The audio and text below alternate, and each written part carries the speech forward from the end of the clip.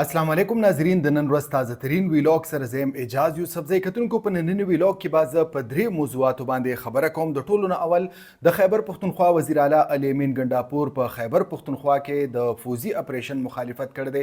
دغه رنګه مخالفت د عوامي نشنل پارټۍ او د جمعیت العلماء اسلام لخوا هم راغلی دی. د دې نه علاوه د اختر نه پس یعنی د وړوکي اختر نه پس کل جماعتي کانفرنس رابلل شوی دی د پاکستان تحریک انصاف او دغه رنګ چې کوم تحریک تحفظ آئین پاکستان جماعتونه دي د دوی لخوا آل پارټیز کانفرنس رابلل شوی دی. په دې کې به کوم جماعتونه حصه اخلي او په دې کې به مین ایجنډا سی وي.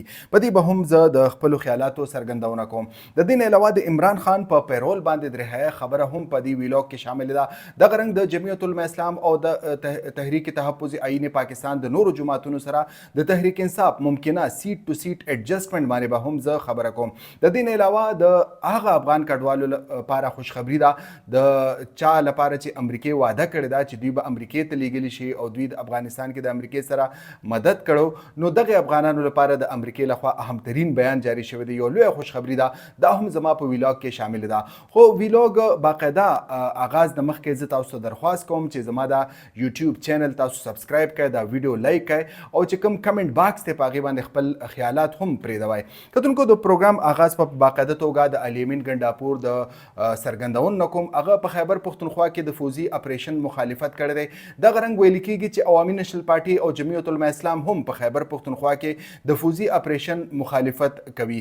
علي امین ګنډاپور یو پرایویټ ټي وي سره مرکه کې هغه دا ویل دي چې خیبر پښتونخوا کې بالکل مونږ د اپریشنونو مخالفت کوو. زمونږ په علاقه کې ګڼ شمېر ترهګر راغلي دي. علي امین ګنډاپور وایي چې تقریبا 11,000 پورې ترهګر راغلي دي. که چېرې زمونږ نیتونه صفا وي او مونږ چې کوم دی د دې خلاف اپریشن وکړو او ولس را سره وي، نو مونږ د دې جوګیو چې د دهشتګردو سره مونږ په صحیح طریقې سره مقابله وکړو. علي امین ګنډاپور یو بله مطالبه هم ایښې ده که معاملات مخ پر وړاندې بوتل وي، که هغه د امن و امان وي یا دهشتګردۍ مسله وي، نو د دې لپاره د عمران خان رهایي ډیره زیاته ضروري ده.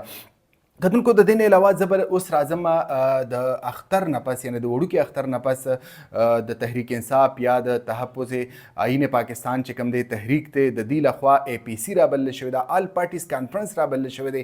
په دې کې مختلف سیاسي جماعتونو ګډون امکان دی. پای کې دا هم ویل کېږي چې ماهرنګ بلوچ څوک چې د بلوچ حقوقو لپاره اواز اوچتوي، دغه رنګ د پښتون تحفظ مومنټ سربراہ منظور پشتین هم په دې APC کې د رابللو امکان دی. زه به لږ ذکر وکړم چې ماهرنګ بلوچ دا ګیله لري چې آئین زموږ دپاره داسې څه کړي دي چې موږ د دې لپاره ودرېږو. خو به هر حال دې پاټو له به دې ګوندونو له به یا دې فیکشنز له به رایوځای کېدل وي او مخ پر وړاندې به بوتل وي. دغه رنګ د PTM یا د منظور پشتین هم دا مطالبه ده یا دا ګیله ده چې د خیبر پښتونخوا حکومت د دوی لپاره هیڅ نه دي کړي. د دوی کارکنان ګرفتاریږي، په دوی باندې آی روز ظلم کېږي، خو د خیبر پښتونخوا حکومت د دوی لپاره داسې پراپر اواز نه دی اوچت کړی.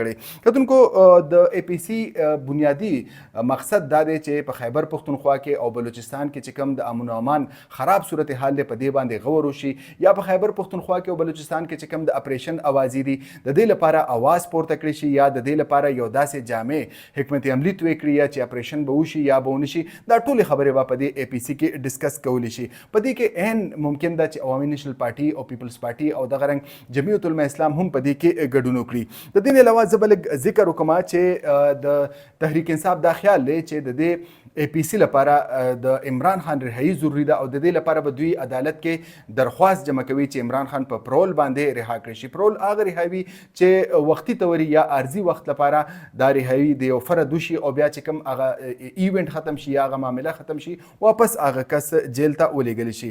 بلخوا د جمعیت العلماء اسلام او دغه رنګ د تحریک تحفظ آئین پاکستان د دوی د تحریک انصاف سره د سیټ ټو سیټ ایڈجسټمنټ معامله هم په مختلف میډیا فورمز باندې تاسو وینئ چې ډسکس کیږي. مولانا فضل رحمان چې کوم خپل مطالبات یې ښه دي، پای کې ډیر زیات وزن دی.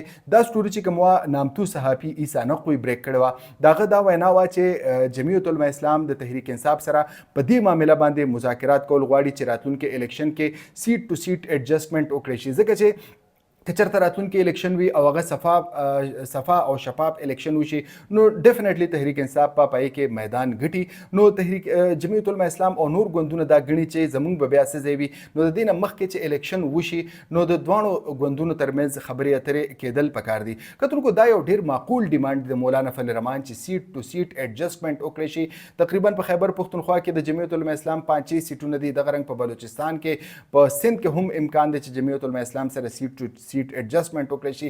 د دې نه علاوه په تحریک آئین پاکستان کې نور جماعتونه هم دي. په هغې کې محمود خان چکزی دی، شاید حقان عباسي، صاحبزاده حمید رضا صاحب دی. د دې نه علاوه علامه راجا ناصر عباس صاحب دی. د دې ټولو سره سیټ ټو سیټ ایډجسټمنټ به کېږي. نو دا معامله به مخ پر وړاندې تلل ضروري وي. کتونکو عمران خان له به هم په دې سیاسي دور کې یعنې په دې سیاسي وخت کې دا قسمه فیصلې اوچتول وي چې د دې ګوندونو سره به سیټ ټو سیټ ایډجسټمنټ کوي. نو بیا به معاملات ښه او مخ پر وړاندې به ځي.